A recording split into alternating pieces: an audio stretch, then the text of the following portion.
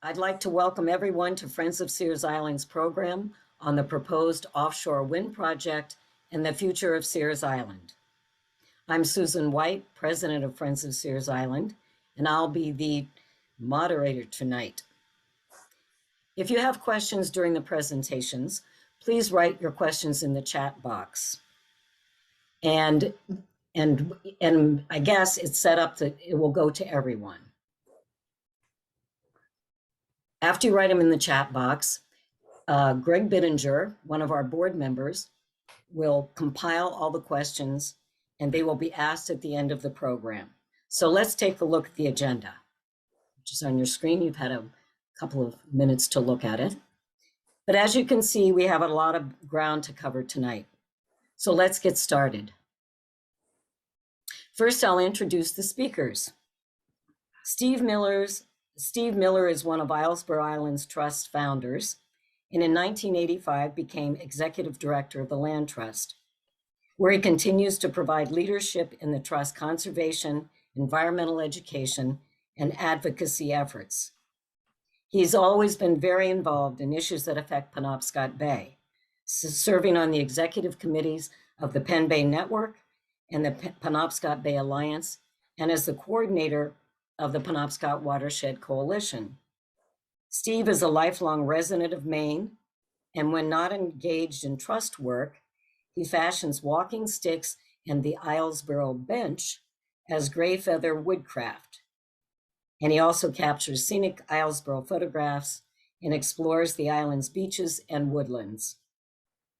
Scott Dickerson participated as a stakeholder in the Sears Island Planning Initiative and the Joint Use Planning Committee, both of which were established and supported by Governor John Baldacci. For 16 years, he was the executive director of Coastal Mountains Land Trust. A founding member of the Duck Trap Coalition, he wrote To Save a River. It's the 2002 book celebrating its watershed conservation program. He also served for 9 years on the National Land Trust Accreditation Commission that accredits conservation organizations that fulfill established program standards. Cloe Chunn is co-founder of the Maine Master Naturalist Program and the Penobscot River Paddling Trail. She helped start the Belfast Bay Watershed Coalition from the pre-existing Passy Coalition and continues to work through the Watershed Coalition as the founder of its Natural Literacy Initiative and co-organizer of the very popular Penobscot Bay Stewards Program. She's a registered Maine guide, and she is the author of 50 Hikes in the Maine Mountains, a standard hiking guide for over 30 years now. She enjoys exploring wild places, sharing them with others, and helping people understand our connection to the earth. Chloe has been leading educational walks and workshops on Sears Island for 2 decades. Rolf Olsen, the vice president of Friends of Sears Island, retired in 2014 from 42 plus years in marketing and communications leadership positions in a variety of nonprofit organizations. He and his wife live in Searsport, where they are happiest paddling their kayaks along the coast or setting off to find new trails to explore. Now I'll give a little background on Sears Island and Friends of Sears Island. Sears Island is a 936-acre island located off the coast of Searsport in mid-coast Maine. It's one of the largest undeveloped islands on the eastern seaboard that's easily accessible since it's connected to the mainland by a causeway. In 2009, a conservation easement was placed on 601 acres, called the Conservation Area. And the other 335 acres are included in the transportation parcel. Friends of Sears Island is the state-appointed land management entity for the conservation area. Friends of Sears Island was founded in 2006 to support the permanent protection of Sears Island's environmental and cultural resources, and to encourage educational and low-impact recreational uses of the island. We take care of the island, maintain the trails, and offer free informational programs throughout the year. I'm going to give you another very brief update on the status of the proposed offshore wind project. In March of 2020, Governor Janet Mills directed the Maine Department of Transportation to study the feasibility of building wind turbines in Searsport. The Department of Transportation commissioned the engineering firm of Moffett and Nickel to conduct this feasibility study and to prepare a report. The report was released on November 23rd, 2021, which was just a few months ago. The report strongly suggested the best location for this construction and assembly of wind turbines would be on the western side of Sears Island. The island would become the wind port hub of the offshore wind project. Since November, the Department of Transportation has held many informational sessions about their project. They have promised a robust stakeholder process to help make decisions, especially on where the wind turbine manufacturing and assembly facility should be located.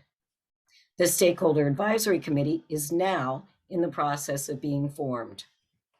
Friends of Sears Island has been attending informational sessions, doing research, and gathering information to disseminate to our supporters and the media.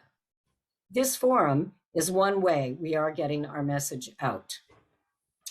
So now we will begin our presentations with Steve Miller, talking about the importance of the Sears Island Planning Initiative agreement that was signed in 2007. Steve?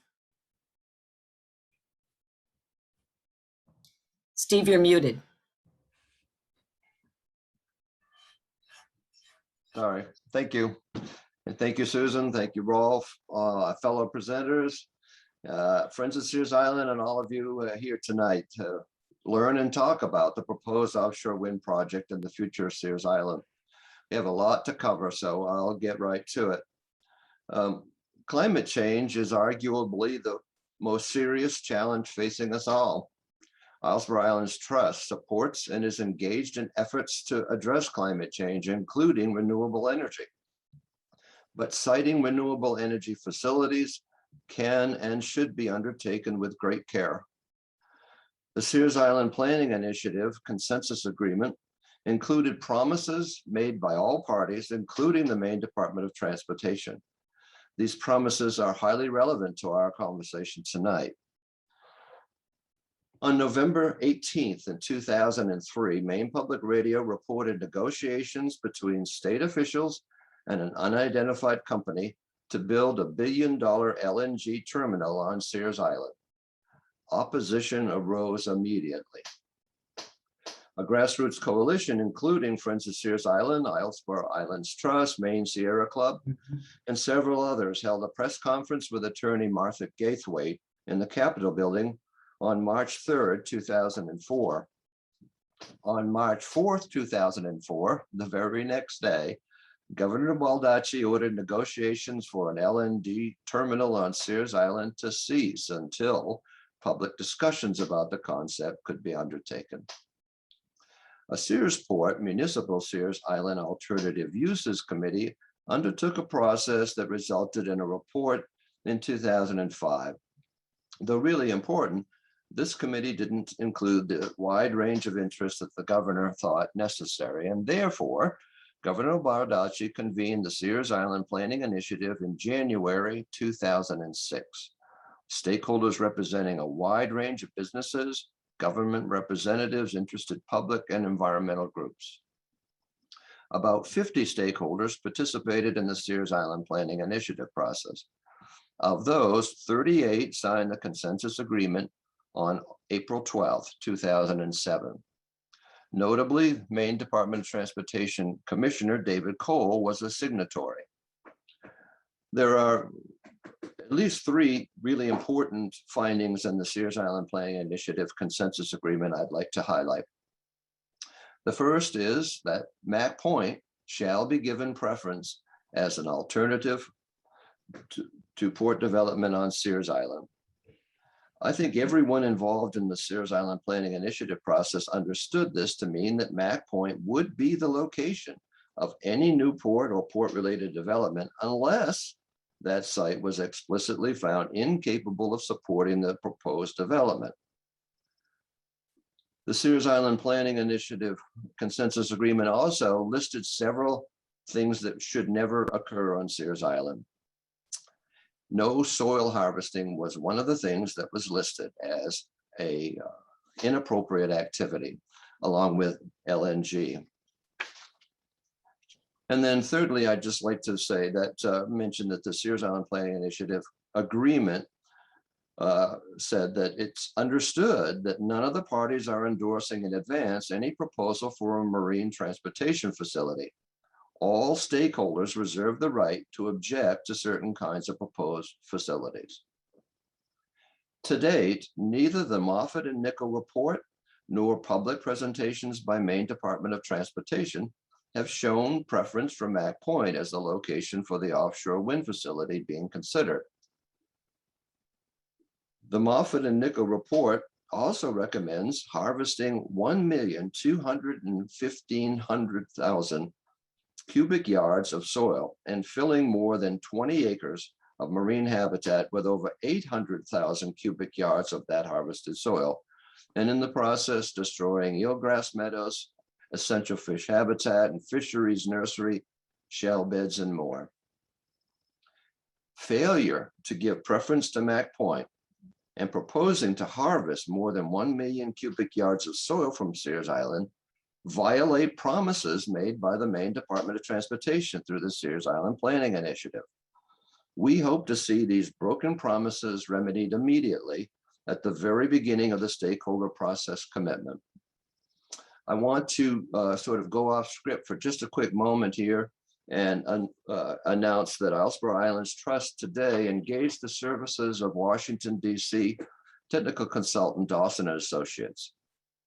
They will undertake an impartial review of all reports describing a Maine offshore wind assembly, manufacturing, and launching hub in Searsport. Dawson and Associates are considered the nation's premier firm for resolving complex challenges involving federal water and environmental policy.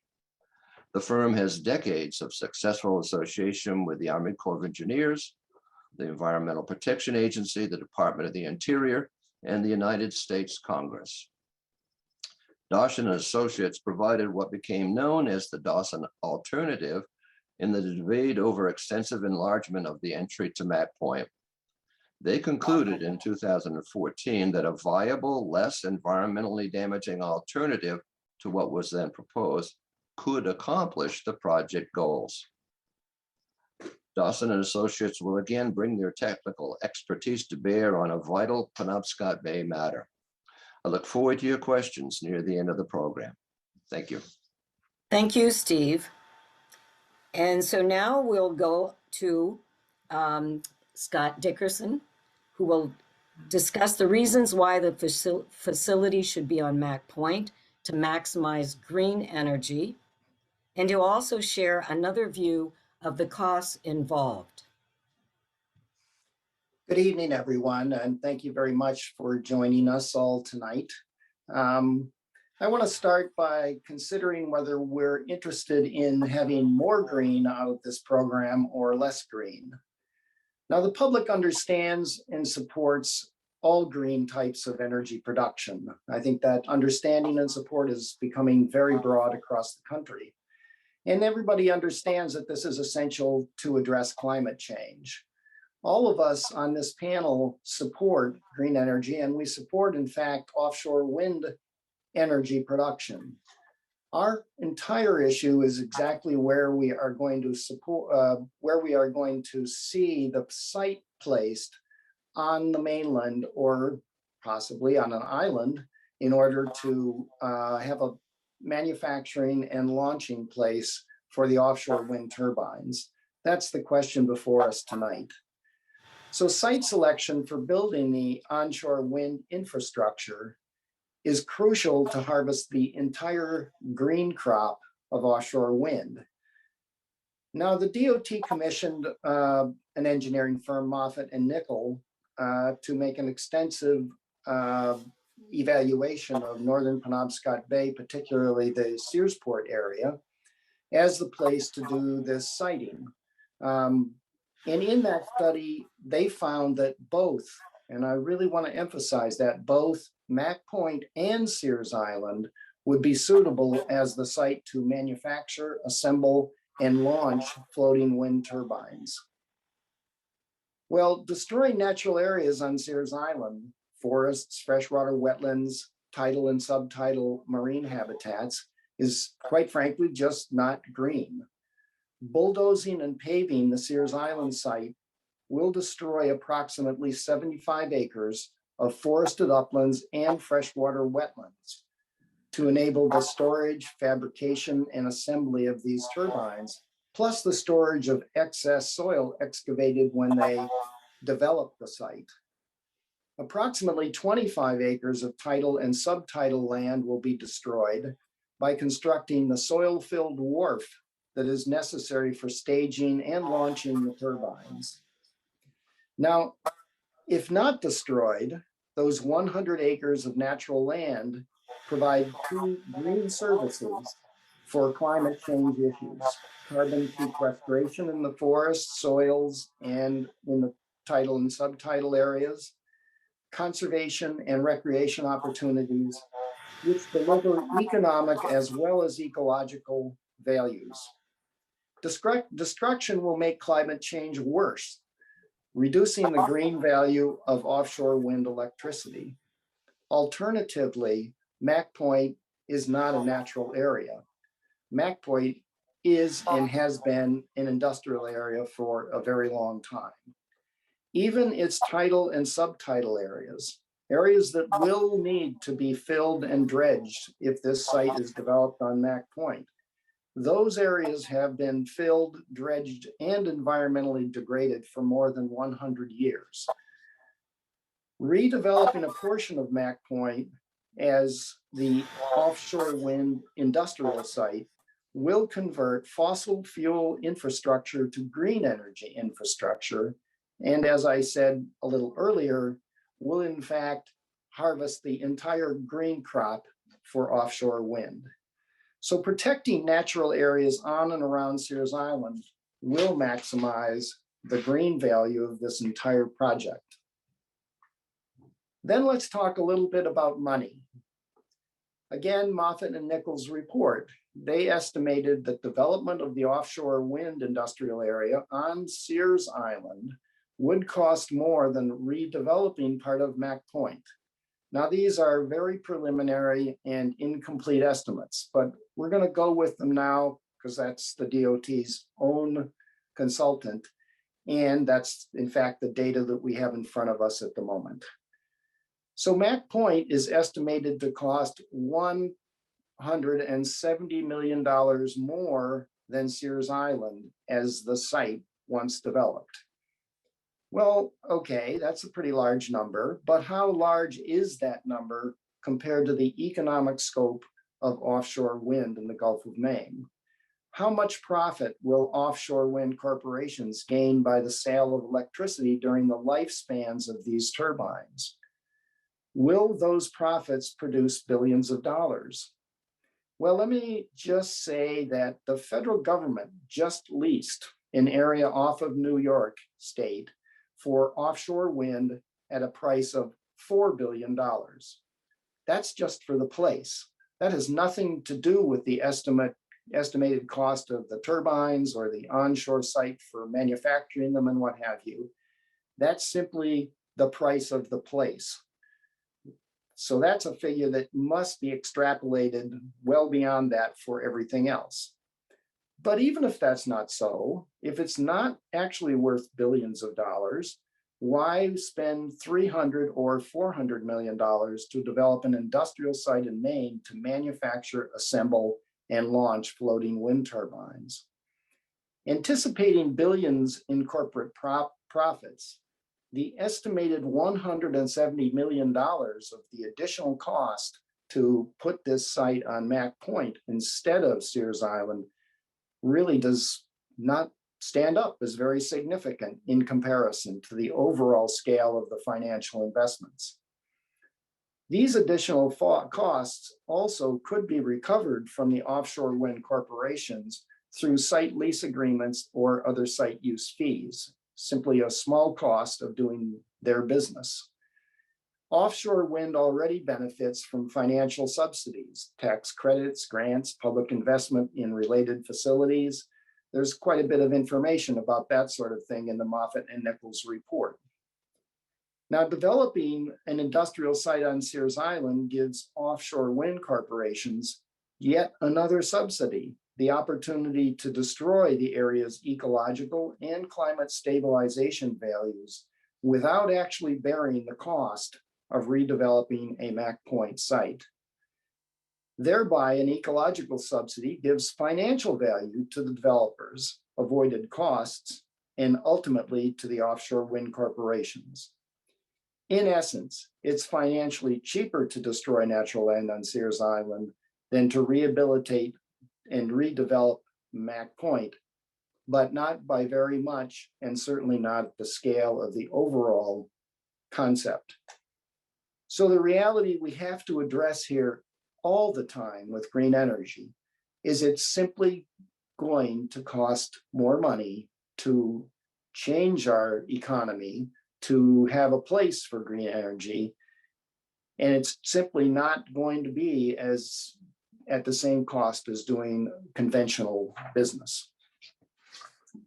So let me then talk finally about whether anyone wants to go around 7 about Sears Island. Offshore wind development is the latest in a chain of inappropriate failed development proposals for Sears Island that have happened over the past 50 years. Oil refinery, nuclear generating plant, coal-fired generating plant, wood chip cargo port, LNG terminal, container cargo port. All of these proposals have been successfully resisted by the public because they simply were not economic or environmentally appropriate, or what in fact the people of the region actually wanted in the region.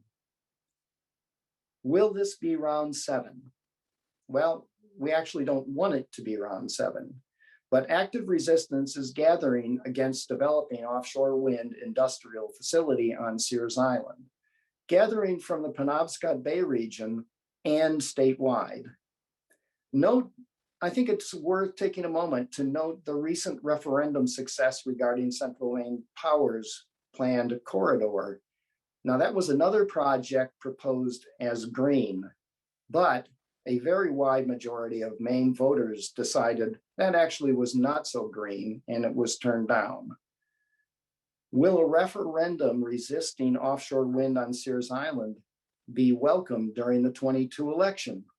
Do we really want to spend time on that in that important upcoming election? Also, we should note a legal issue. Dedicating state property to the CM corridor without legislative approval was brought up and was deemed inappropriate by the courts. That's still unresolved in regard to the CMP corridor. Now, Sears Island is owned by a state agency.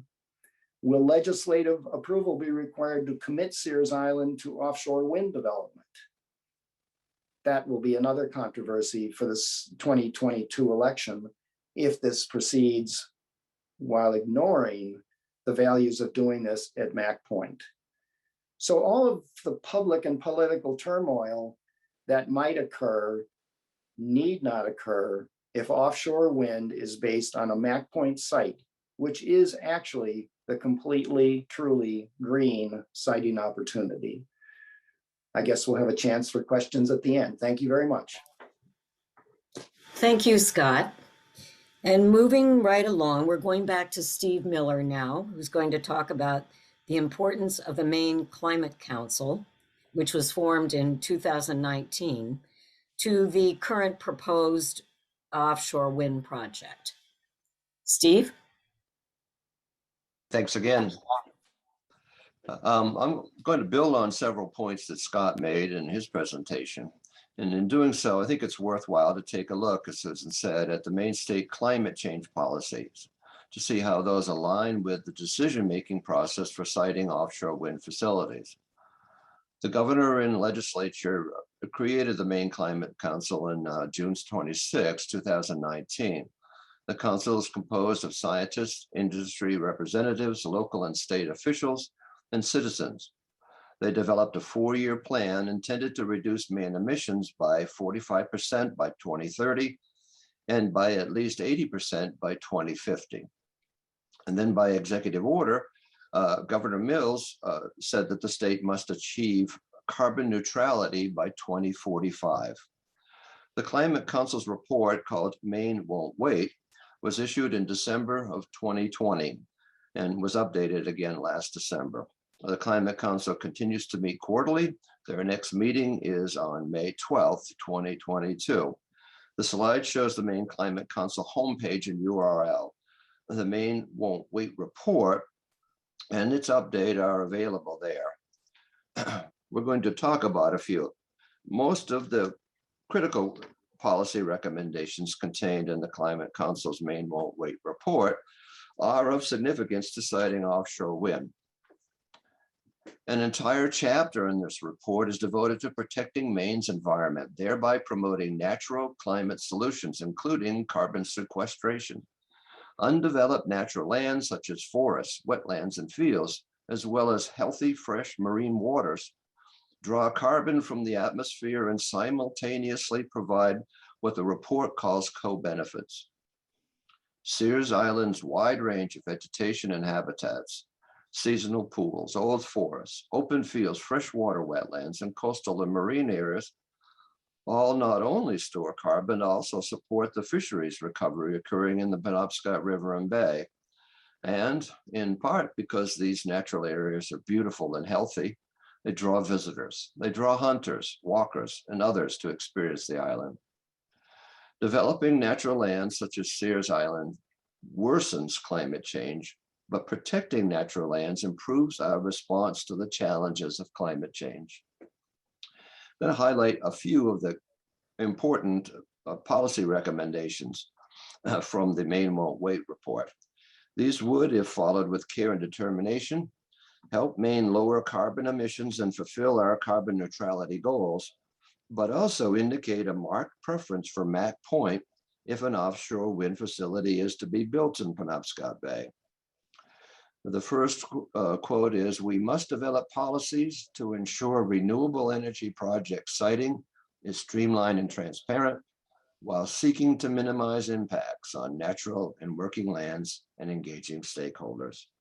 I think the emphasis here is on minimizing impacts on natural lands. And further, the report explains that enhancing these natural and undeveloped systems, increasing their numbers, and ensuring their continued ecological integrity is a critical component in the broad array of actions needed to address climate change.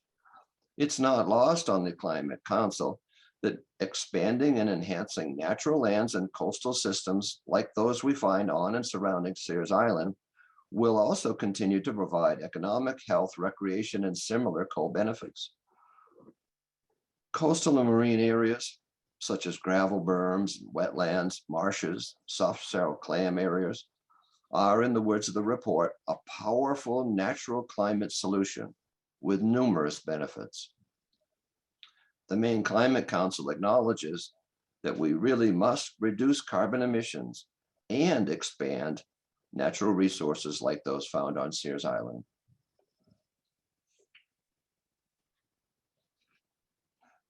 The next quote is, I'll read it. It's, "Maine should continue to work to achieve its ambitious renewable energy goals while balancing protection of our natural resources, seeking siting that has the least impact on prime agricultural lands and fishing and marine industries." Maine Won't Wait projected that we need to increase the total portion of Maine conserved lands to 30%. Clearly, knowing that we need to actually increase the amount of conserved natural land in Maine also means that we must not destroy existing natural land and waters while pursuing renewable energy, especially when a viable alternative that does not destroy natural lands has already been identified. The report specifically highlights the need to focus land conservation where high biodiversity is found, strengthening the connections between land, water, and ecosystem health. Sears Island's natural lands and waters precisely exhibit high biodiversity that supports land and water connectivity and ecosystem health. The map on your screen is produced by the Maine Department of Transportation in 2007.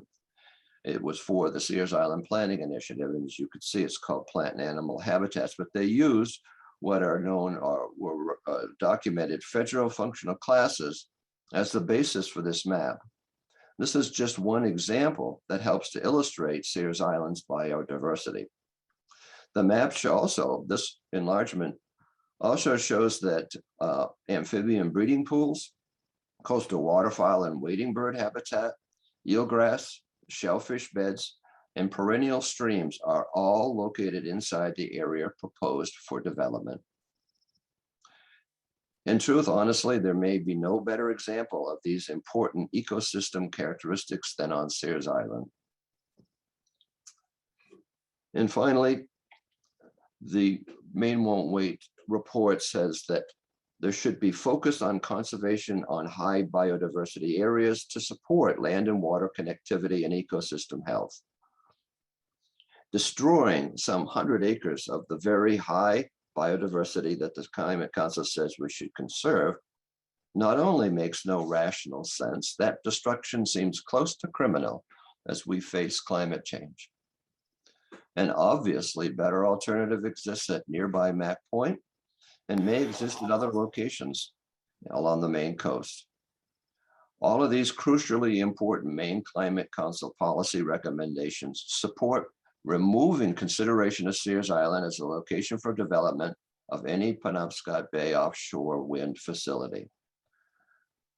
I hope you'll join me in seeing the contradiction, the potentially devastating irony of our state government's clear-eyed pursuit of renewable energy production on the one hand, as part of our response to climate change, while blindly and unnecessarily ignoring an identified second complementary response that is conservation of natural lands and marine environments.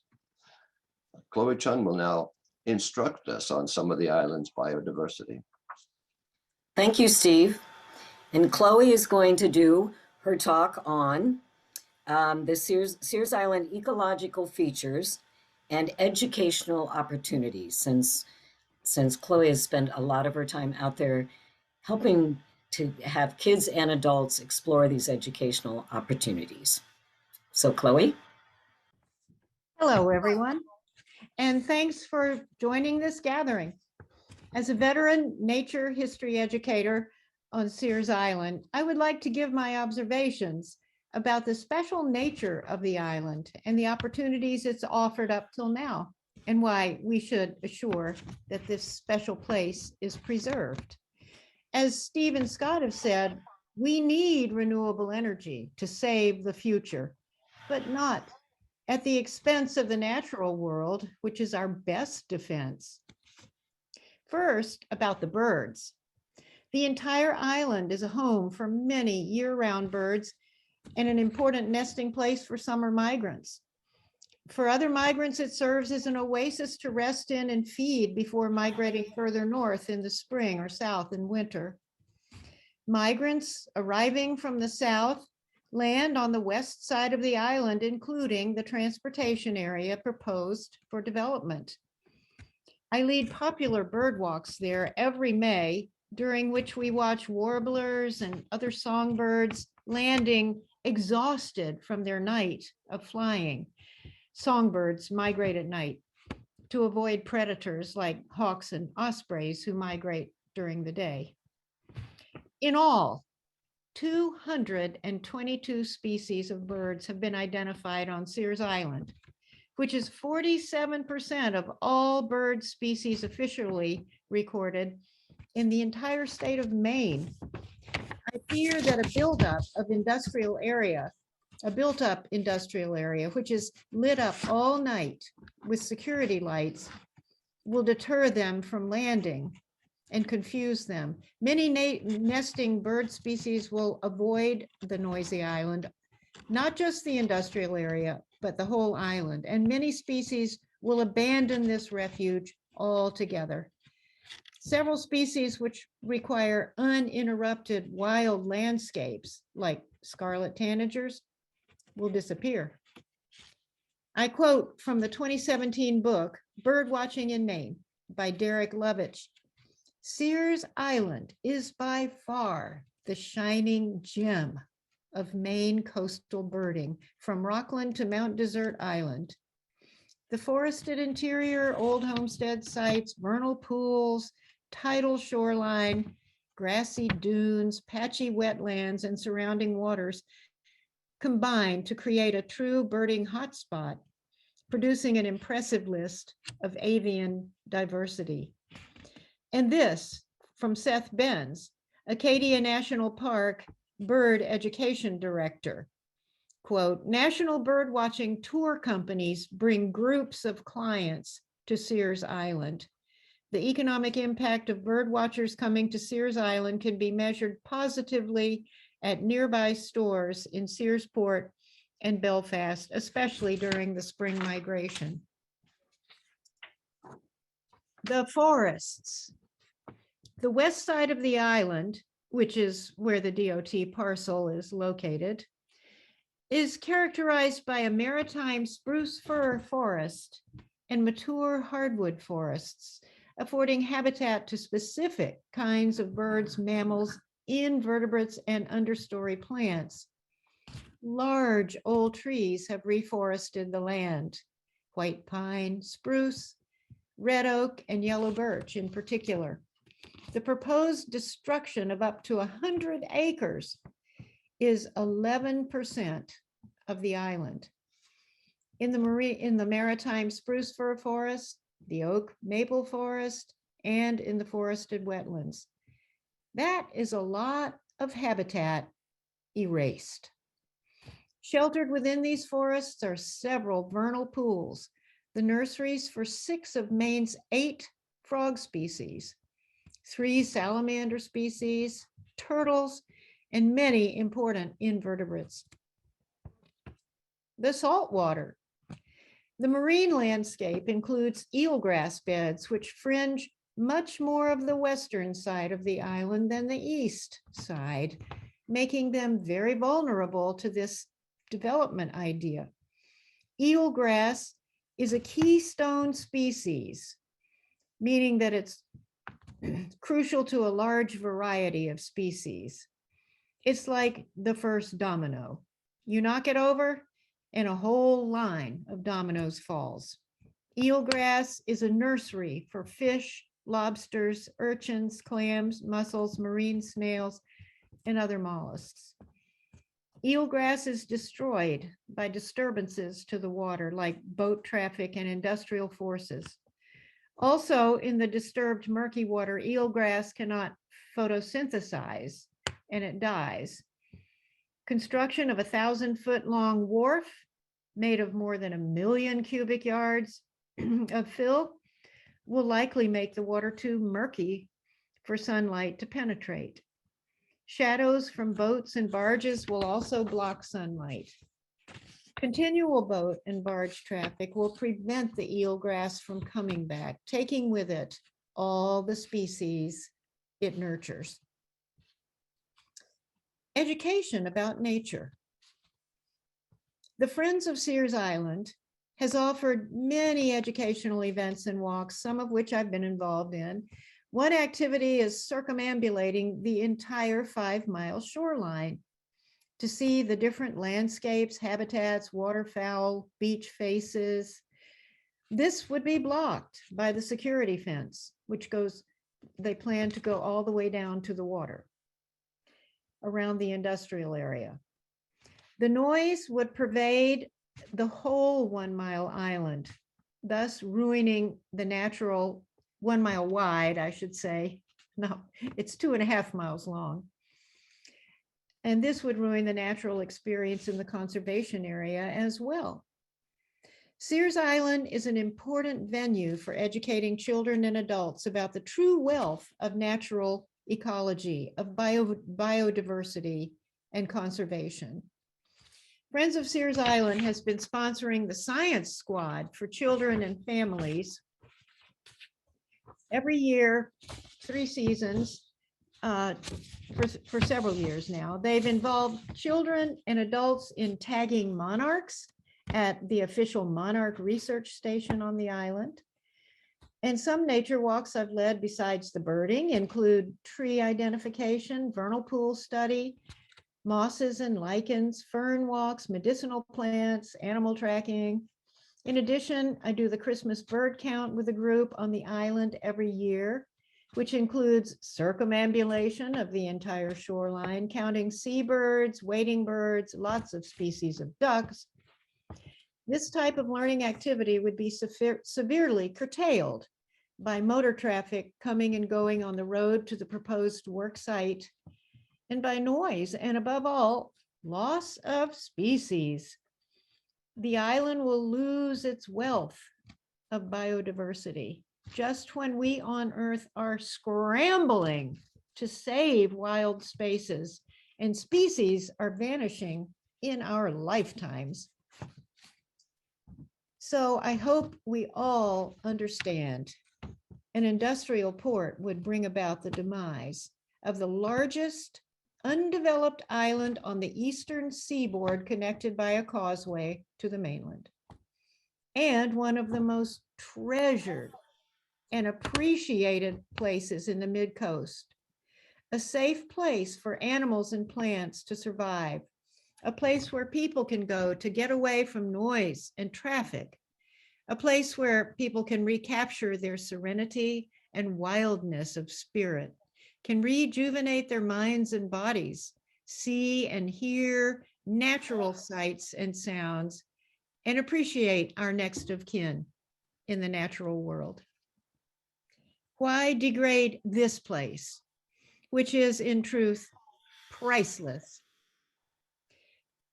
Questions are coming up at the end. Thank you very much, Chloe. And now we're moving on to our last presentation by Rolf Olsen. And oh no, it's not, sorry. It's Steve Miller again, coming back with the permitting issues that would be faced by an offshore wind facility. Thanks, Susan. And that was a great explanation by Chloe of some of the very many Sears Island environmental characteristics that are relevant to the necessary permitting process if an offshore wind facility is built in Penobscot Bay. A VHB report commissioned by the Maine Department of Transportation, portions of which will appear on your screen, outline the many federal, state, and municipal permits that be needed for the proposed offshore wind facility to proceed. I'm going to highlight a few. The Army Corps of Engineers will need to review permits under the Clean Water Act, Section 404. They will need to review applications under the National Environmental Policy Act, which is often referred to as NEPA. U.S. Fish and Wildlife will consult with the Army Corps of Engineers and EPA, our Environmental Protection Agency, in large part because of the Endangered Species Act. National Marine Fisheries will also consult with those federal agencies.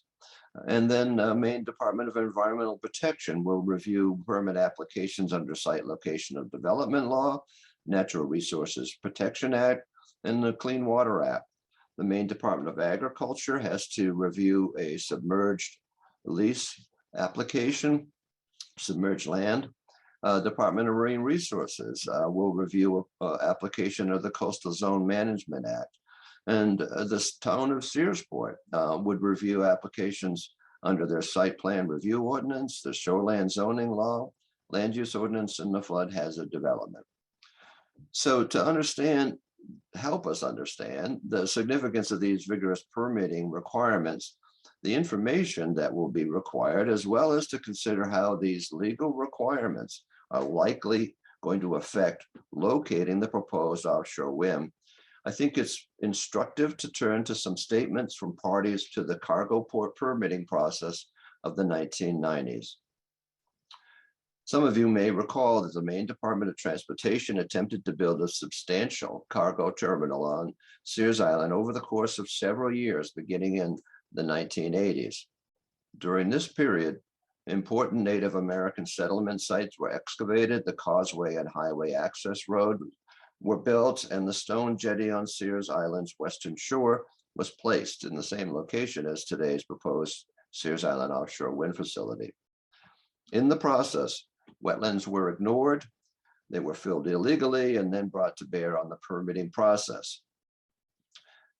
This was the most recent time that a Sears Island development proposal went to the permitting process. After more than a decade, the permit applications were withdrawn in February 1996, but not before a great deal was learned about Sears Island's vital ecological role in the environmental vitality of the entire Penobscot Bay. An inadequate environmental assessment led to an environmental impact statement, and that in turn led to a supplemental environmental impact statement. Since failure of the cargo port in the 1990s, it appears to most of us that Sears Island's biological diversity continued and likely increased, a process of improving and maintaining environmental conservation that I think the Climate Council would understand and appreciate. But in any case, I've selected a few written comments that were made in 1995. These are about the Sears Island permit requirements and ecological characteristics of that time, but that would apply today. Dan Sosslin, who was then a senior Conservation Law Foundation attorney, sent a well-researched, very strong letter on October 12, 1995, to the Army Corps of Engineers, the Federal Highway Administration, and the Maine Department of Transportation. In that letter, Dan wrote about the Army Corps of Engineers' responsibilities under the Clean Water Act and the Federal Highway Administration's obligations under the National Environmental Policy Act. To quote from his letter, "The impacts to both terrestrial and marine environments on Sears Island will cause significant degradation of waters of the United States within the meaning of the Clean Water Act." He also wrote that the mitigation required by the Clean Water Act and 404 guidelines must restore the functions and the values of the habitats restored and the damage by the proposed action. Preservation or out-of-kind mitigation is simply inadequate. He wrote further that the National Environmental Policy Act requires that an environmental impact statement must provide critical information on all reasonably foreseeable environmental impacts, directly, secondarily, or cumulatively caused by the proposed action. In September of 1995, the National Marine Fisheries Service also provided comments on the proposal. A few quotes from the National Marine Fisheries Service. National Marine Fisheries Service opposed issuance of a permit for the Sears Island project in the 1980s because of the substantial impacts to marine environment, including construction of a causeway to the island without a bridge or culverts, the loss of productive soft-shell clam flats, the loss of valuable intertidal and subtidal fish habitat, and the lack of sufficient compensatory mitigation. We now know that the aquatic impacts of the project currently proposed by the applicant are much more serious than the impacts evaluated in the 1980s. They wrote further that construction and operation of the proposed project would destroy and degrade important intertidal and subtidal environments that provide productive nursery, foraging, and refuge habitat for a wide variety of marine organisms. National Marine Fisheries Service believes the impacts of the proposed project are unacceptable under the National Environmental Policy Act. They said that the best mitigation option for this project is avoidance and minimization of adverse impacts through the selection of an alternative site. And the final quote from the National Marine Fisheries Service comments is perhaps ironic, but I personally think it may be prophetic. They said, "Mac Point is a reasonable alternative for the proposed project. We realize that this type of alternative may not be the applicant's preference." Both the VHB Commission report and history from the last time that the Maine Department of Transportation attempted to develop Sears Island provide insight into what the permitting process for an offshore wind facility in Penobscot Bay will encounter. Although both Sears Island and Mac Point would need to undergo a permitting process, Mac Point, clearly the least environmentally damaging alternative, would meet little resistance compared to Sears Island. If there are brownfield issues at Mac Point, given its outdated but extensive coal and oil history, the Environmental Protection Agency recognizes the overall environmental benefit of siting renewable energy projects on contaminated lands. For more information about incentives for repurposing outdated energy sites, some of the Environmental Protection Agency websites are there on your screen. I want to thank you all, and Rolf will now tell us about how the proposed offshore wind will change Sears Island. Thank you, Steve. Welcome, Rolf, finally here. Rolf's going to talk about what Sears Island would lose if it is developed. Thanks, Susan. An important question to ask is what might be lost if the offshore wind manufacturing facility is built on Sears Island. And to know what might be lost, you must fully understand what we have currently. To calculate the economic impact of a recreation or tourism attraction like Sears Island, you'd need to know how many people visit the place, where do they come from, how much money did they spend on restaurants, shopping, fuel, lodging, and so forth. What are the trends? Are more people coming each year, spending more, enjoying themselves, and telling their friends and neighbors? There hasn't been a comprehensive study on Sears Island and the economic impact, but here's what we do know. Tourism in Maine has increased significantly, and the state parks saw record attendance in 2021. Over the last 3 years, we've seen an increase in nearly 20% in the number of visitors to Sears Island during the summer. And we know this because we had the benefit of a traffic counter on the Sears Island Road, courtesy of the Maine DOT. And from June through August in 2021, that's just last year, a total of 16,843 vehicles were counted coming onto Sears Island. And just so you know, this number has been divided, and that's half of the total counts on the counter. So that's the real number of cars, vehicles. And if there were just 2 people in each car, that's nearly 34,000 visitors just during the summer. People come to Sears Island throughout the year to enjoy 4 seasons of diverse and plentiful sights and activities. People come to Sears Island not only from the local area, but from all over the US and around the world. They hike the trails, explore the beaches, they have lunch in our restaurants, they buy snacks or fuel, they shop in our stores, and they go home with wonderful memories, often sharing their pictures and rave reviews publicly on our Google page. And Sears Island, over the last few years, has a total of 249 reviews as of yesterday, I think it was, and a 4.7 star rating out of 5 on Google. And they're telling their friends and neighbors and enjoying themselves, and a positive experience goes a long way towards bringing more people here. So here are a few things to think about, things that might be lost. How will the experience of visiting Sears Island change? Traffic over the causeway will increase with a potentially noisy manufacturing facility building the wind turbines on the other side of the island. So traffic to and from the island will increase significantly with hundreds of people driving to and from work every day on the island. Heavy trucks bringing materials across the causeway and up the road to the area where the manufacturing will take place. There will need to be, I'm sure, new utility poles and wires to supply the energy need and other utility infrastructure for the process. Will the rail line be extended onto the causeway? We don't know, and that hasn't been speculated about, but that's the causeway could certainly accommodate it. Will it be possible for people to experience the same tranquility of the trails? Will as many people visit the island?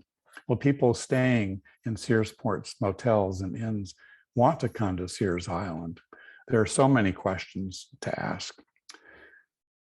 It's worth spending just a moment on one more thing that you'll hear about, and that's the possible improvements to the conservation area that would include an education center, new parking areas, and possible trail improvements as part of what's been called a whole island approach in the feasibility study.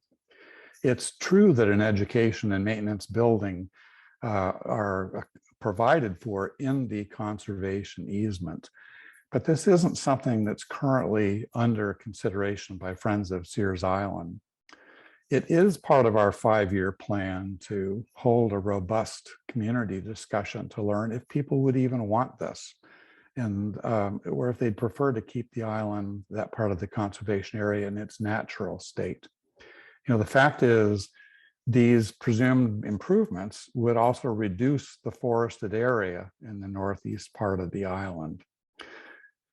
So let me close by saying I think that I believe strongly that in addition to any environmental studies, that a study of the current economic impact of Sears Island should be undertaken by DOT. The study should also seek to determine how public attitudes and opinions might change if this facility were to be built on Sears Island.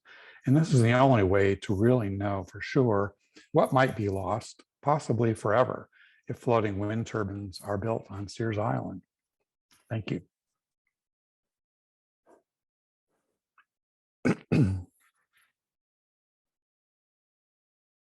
You're muted, Susan. That's a problem, isn't it? If you mute yourself, you've got to unmute yourself. Anyway, as I was saying, you might be wondering what you can do to help. A couple of comments have cropped up in the chat box asking that. Who should I contact? What should I do? If you want to help share the idea that the facility should be located on Mac Point instead of Sears Island, here are some suggestions. By just helping to spread the word, keeping up to date on the project, tell your friends and families, share on social media, contact your state legislators, write letters to the editor, ask other environmental organizations that you support to take a stand, and then, of course, support Friends of Sears Island and other organizations that are working to protect Sears Island. The other thing you can do is you can stay informed by joining our email list. There it is.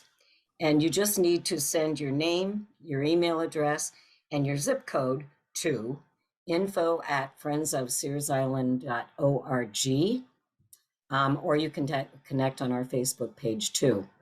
And we will get that information, and we will make sure that you are added to our distribution list, and you will get all the information that we have, updates on everything in our programs and the whole bit. So I think we are now ready for our question and answer period, and we have Greg Bittinger helping us with the questions. And so, Greg, I think I'll just turn this over to you. Okay, and I'll do my best to sift through the questions that came through. First thing I'd say is I'll try. I'm not going to use names, just because I probably will say things wrong, and sometimes they're coming from iPads and other things, so I'll just leave that out. And I'm going to try and paraphrase and maybe collapse questions together. So they're not going to be in the sequence that necessarily came in the chat. And if I miss anything, please jump into the chat and say, hey, what about my question?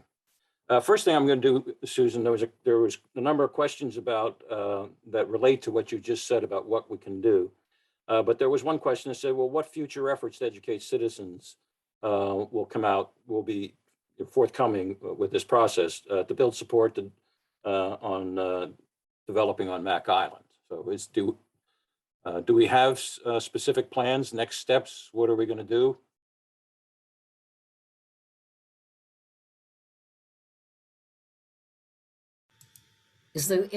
Greg, is the question asking what Friends of Sears Island is going to do? It was broader than that. It was just sort of a response to this, to this talk tonight. What will follow?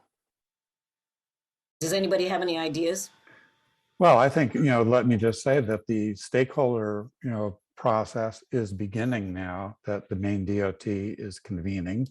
The first meeting is expected to be in April sometime. I think there are something like 16 members of the stakeholder advisory group. And it includes, I can't list them all out, but I know Islesboro Islands Trust is, Sierra Club Maine, University of Maine, Sprague Energy, which owns Mac Point.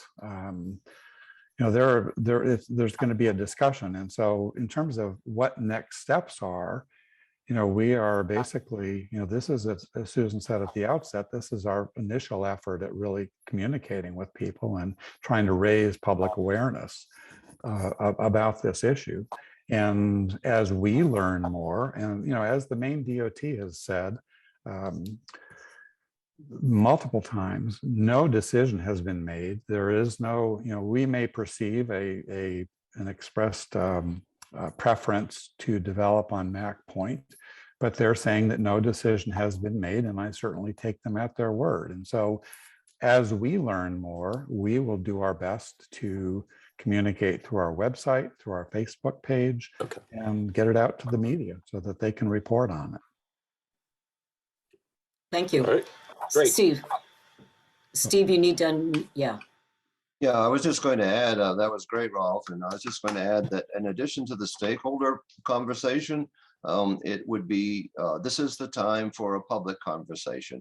Islesboro Islands Trust has already begun to have conversations with other environmental organizations about the siting decision and the policies around siting offshore wind facilities. We've begun to have conversations with municipal government. The Islesboro Select Board adopted a resolution to favor Mac Point if a facility of the type that's being proposed is to be built in Penobscot Bay. So I would just urge all of you to join in the public discussion. There will be various opinions, and it's a good time to air them and to talk about what it is that we really want to see for Penobscot Bay and for our entire region in the coming years. Steve, I've got a question for you from the group that came out of your announcement of the Dawson and Associates involvement in the process. And the question is, what guarantees the impartiality of Dawson and Associates, and why would their conclusions of any analysis of reports and such not favor our position? So. Well, it's an interesting question. I mean, it seems to me that any expert testimony or any kind of a document that's being prepared by a consultant goes to the integrity of that organization, and the integrity of that particular firm or organization can be charted from their history. The history of the Dawson Associates is impeccable. Most of a large number of the principals in Dawson Associates are former Army Corps of Engineers personnel, and they have just a fine record of providing often, and I think actually mostly, to large corporations assistance with environmental issues and siting of large development projects. So it's a question of integrity, and I personally think that anybody that did a little bit of a look into the Dawson Associates would agree that they are impartial. In fact, their contract specifically says we will be impartial, giving us notice that we might not like what they have to say. But we're quite confident that the results of their activity will be defensible and understandable and very useful. Okay, great. There was a number of questions that ranged around the report itself and some process questions. So I'll just throw some of these out, and I think I know the answers to some of them, but I'll let you guys talk about it. In particular, first one was, do we truly understand the base assumptions that are in the report about the criteria for selecting sites? And do we feel like the report fairly applied those criteria to the elimination of Sprague and GAC, the Sprague pit and GAC areas? Well, I can make a general response to that. The Moffett and Nichols report did not provide extensive spreadsheets or criteria, listing of detailed criteria for their financial evaluations, for instance. It's really a preliminary report. I think it has to be viewed as a preliminary report. It's the first sort of big feasibility report, but there's a lot of missing data because information has not yet been collected for either Mac Point or Sears Island in the entirety. So there's a lot more to come, but we don't really know in detail the criteria that were used in the different aspects of the analysis there. And I guess sort of building on that, and sort of the process. Somebody asked whether there were other ports included in the report, and there weren't, right? Well, there were ports mentioned, but this really focused on northern Penobscot Bay and the Searsport region. Right. They had suggested that they were going to look at Portland and Eastport as well, but that they're not included in this report if anybody read it. What was the other? Will there be an effort to require alternatives analysis and EIS for the project?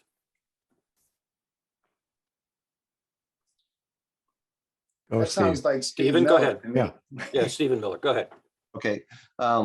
Well, of course, that question would come up during permitting or applications, and it's to me it's inevitable that an environmental assessment would need to be done at any rate.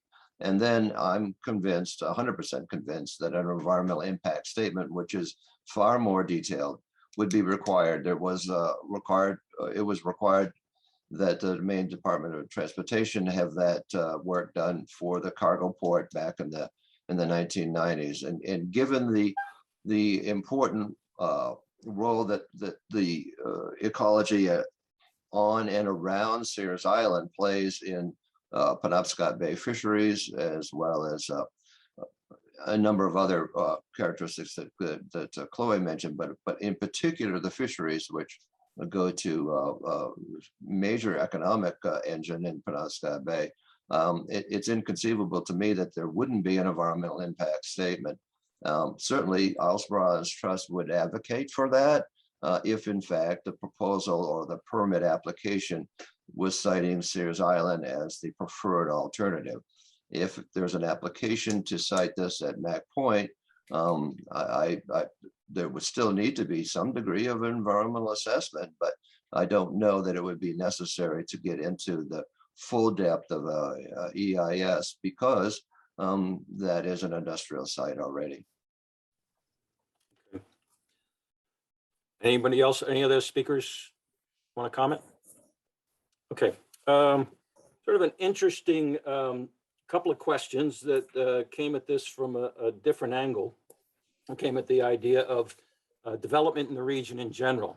One question is, what is the, even if you have development over on Mac Point, will that have an adverse impact on Sears Island? Was the first question. And the other question, sort of the other side of the coin, maybe not quite the other side of the coin, is would Fosse, and it was directed at Fosse, not more broadly as this broader group. And by Fosse, we mean Friends of Sears Island. My apologies for acronyms. Would Friends of Sears Island pledge to support building on Mac Point? And so, in one hand, do we sort of are going in position support development on Mac Point, and the other is, do we anticipate there could be adverse impacts if there's development at all? You're talking about adverse impacts to Sears Island. Sears Island, yes. If it's done on Mac Point. If it's done on Mac Absolutely. Point. Yep, that's the question. I don't know. I mean, Yeah, I think that, you know, it's hard to know at this point. I think that the scale of this development, I mean, it will be a very, very large, high development. You know, there will be a crane or lifting devices that can assemble pieces that will be hundreds of feet in the air. There are videos that I've seen of the developments in Scotland where these floating wind turbines are built over there that are, you know, pretty stunning in terms of the just the visual impact of them. And so it'll have an impact on this area if it's on Mac Point or wherever it is. There's no doubt. It will be different than just Mac Point bringing in, I don't know, 2 or 3 ships a week, or I really don't know what the volume is there. Right. But it'll be a different experience to that. It'll be work all day long, I would imagine 5 days a week, if not 7 days a week, depending on production schedules. So yeah, there will be an impact, but it will certainly be reduced. Now that question of, you know, would Friends of Sears Island support, you know, unequivocally, I guess I interpreted that question, you know, development on Mac Point. And I think that's not for any of us individual board members to say. You know, that's something for our board to consider when we know more information, and then we would be in a position to, you know, take a position formally on that, take a vote. Any other thoughts on this? Okay. Sounds okay to me. I'm sort of picking up some questions in the chat as I'm trying to look at these other ones that I've written down. One question that sort of relates to this is, how is Mac Point currently being used? And is there sufficient space for the wind project there? Well, the simple answer there is that the feasibility study determined that there is sufficient space to do this, you know, on Mac Point. I think that's Right. That's the conclusion. So yes. And they do have to, they would have to remove some of the oil tanks that they have there, but they're not being used. They're there. I mean, they would have to, you know, do some retrofitting and stuff, but yes, it is possible to do the whole, I think anyway, most of the whole process could be done on Mac Point. Okay. And to an even broader question in the region, one person asked, can the project actually even proceed if the Nordic Aqua Farm project has supposedly created a situation where the it's will exceed the grid capacity, electric grid capacity in the mid coast? If that's the case, how can this project go there if there's no additional power for it? Well, we would have no way of knowing that. We exactly. can't answer that. That's a question to be asked of the people that know how much energy it will use, you know, and we're certainly, it's unanswerable. Okay. Russ. All right. Okay.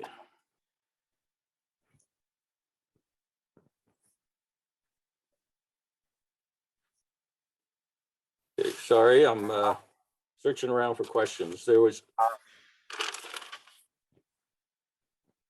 one basic question I overlooked. What are the drivers for Sears Island over Mac Point? And I guess the reverse of that is, what are the drivers for Mac Point over Sears Island? We've been talking about that all along. What in the report and so on, why do we think that there's a driver to use Sears Island over Mac Point? And what are they? Because they stated it in the report. I wish I had it in front of me. I don't. I used to have it right here on my table, but I don't.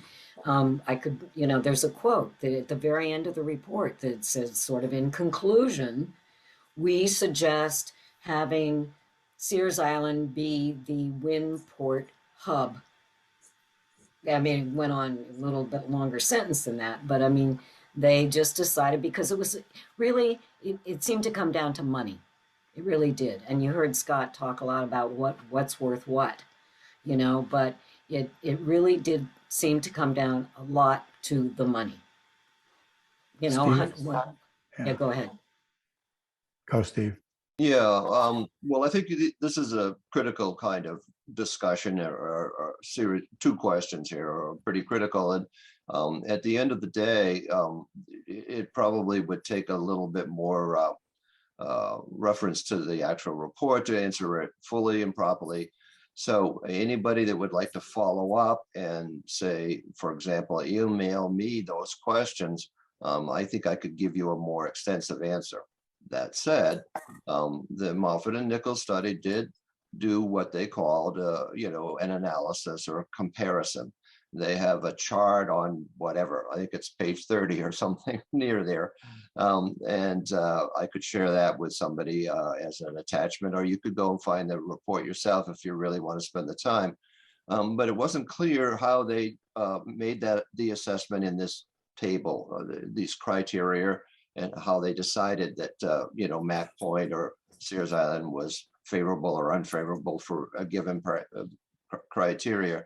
So the answer really is that it's a bit of a mystery how they came to the conclusion.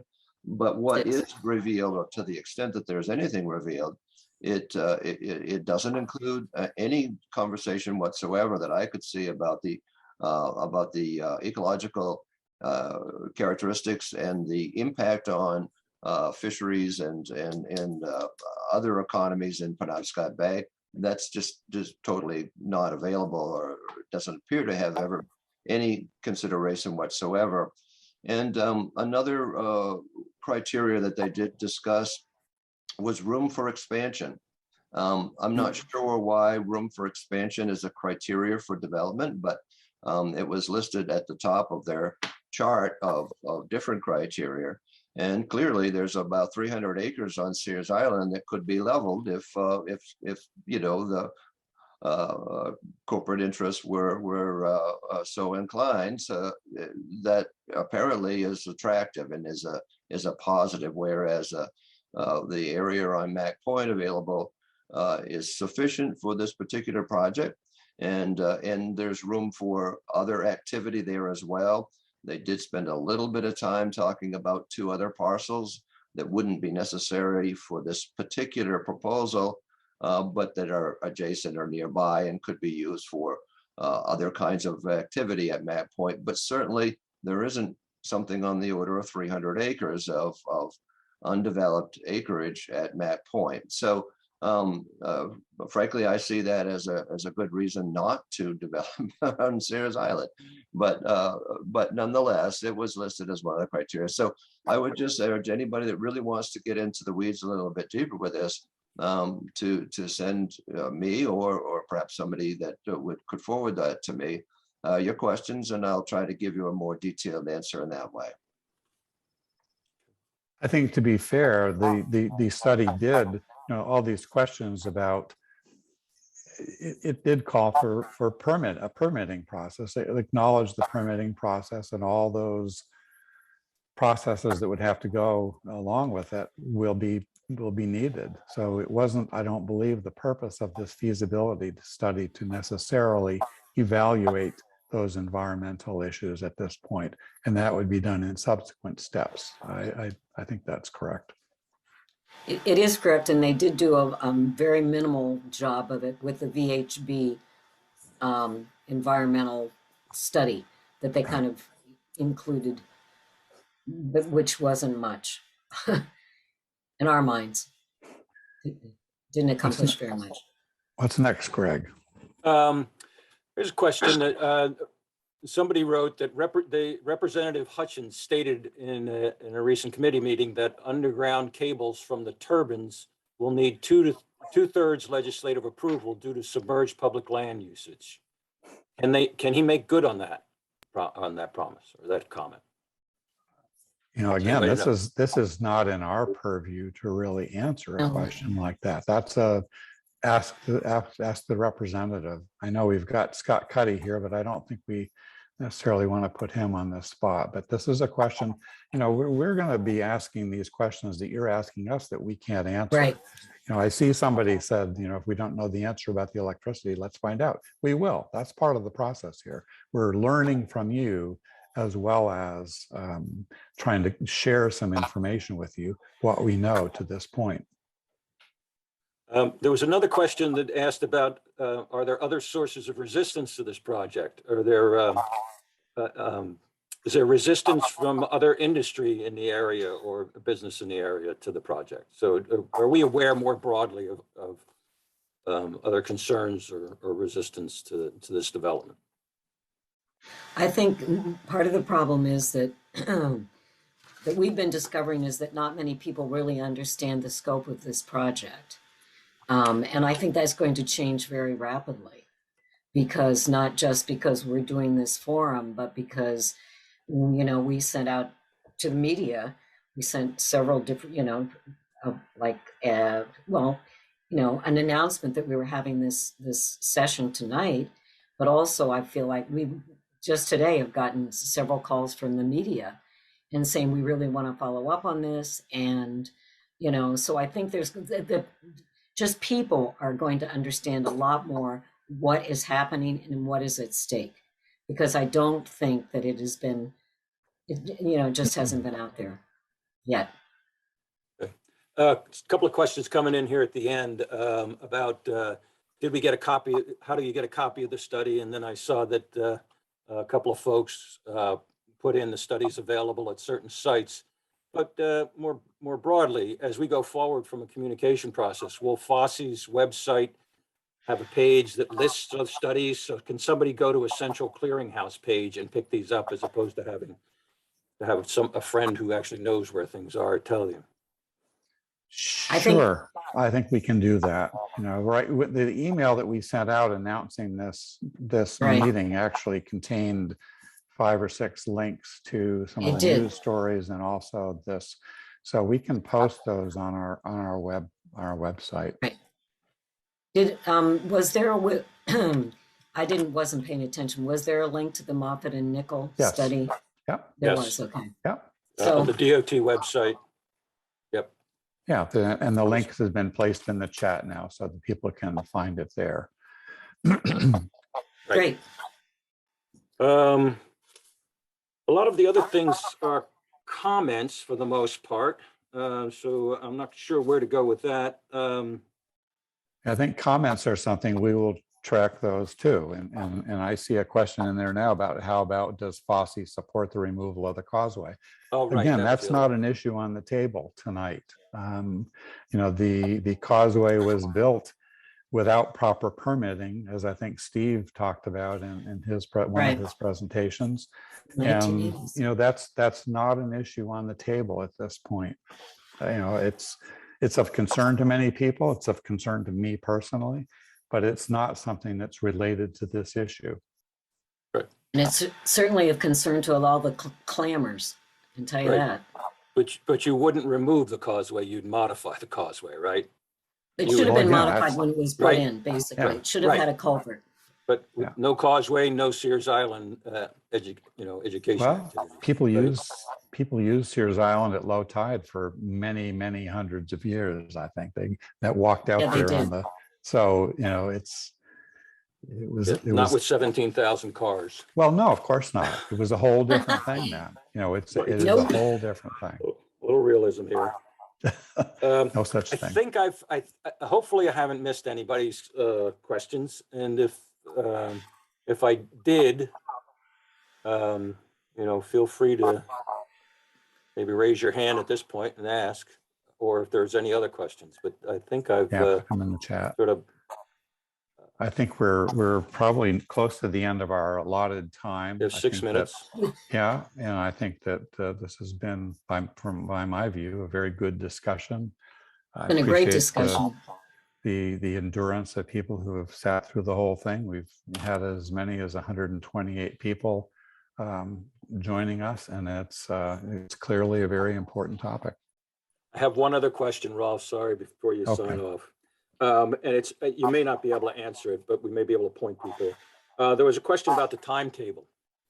So somebody wanted the sensitivity about from when will it go from breaking ground to full operations? But Again, that has not been articulated in the few. Steve has his hand up. Oh, Stephen go for it. Miller. Yeah, Sorry, Rolf. Stephen Miller has his hand up. Moffett and Nickel did sort of attempt to chart out how long it would take to go through some of the build out process, and without it being in front of me, I really can't tell you the detail. But once again, it is a detailed type of question that either a review of the Moffett and Nichols study would answer, or send that to me and I will dig it out and let you know. One thing I did notice was that Moffett and Nichols thought it would take something like 2 years longer to build out at Sears Island than on Mac Point. I'm not sure exactly why, but it was an interesting observation as to time. But there is some, again, sort of cursory or introductory kind of suggestion about time in the study. Well, I think I'm pretty sure it was the Maine Conservation Voters presentation with Stephanie Watson that she actually gave a timeline. And she said, you do have to realize that even if we broke ground today, nothing would happen until 2026 or something like that. I mean, it made it sound like, that it was a long process. But the decisions that need to be made leading up to that process starting are in process now. And that's what we're monitoring closely and trying to pay attention to. It was pointed out in the comments, and I should have said this before, that one resident from Searsport can be on that advisory group. And if there is a Searsport resident listening to us tonight, and you'd be interested in serving in that capacity, let James Gilway know at Town Hall. They're going to be one of the co-chairs of the group. Right, and it was just pointed out that this is a two-phase process as it goes forward, and a research phase, and then the commercial phase. So it'll be there for a while. I guess one last thing. I looked at the is it Ned Leitner's TV show on community television. Yeah, and that was actually, people might want to take a look at that. That was actually interesting, and it might give people information about some of the timing and so on from a DOT perspective. And so. Right, if there's any time, I can actually put the link to the program in the chat here too. What it is, for you who don't know about it, Ed Leitner does a piece that's for for Belfast Community TV, and it's called Somewhere in Waldo County. And he just did an hour program and he interviewed Rolf Olsen, Steve Miller, Bruce Van Note, who's the commissioner of Maine Department of Transportation, and James Gilway, who's the town manager in Searsport. And that's what it's all about. It's an hour-long program. It's going to be broadcast or on community cable in Belfast and probably some other communities. And I shared the link in the chat just now. Okay. So any other questions that really need to be answered? All right. 2 minutes. If not, there's one thing I would like to say, which is that for those of you who have never been to Sears Island, I think we would invite you to go there and take a walk so that you will know for yourself what a special place it is. And other than that, I just wanted to thank everybody very, very much for coming and for sticking with us throughout this whole thing. And thank our panelists. And with that, I'll bid you all a good night.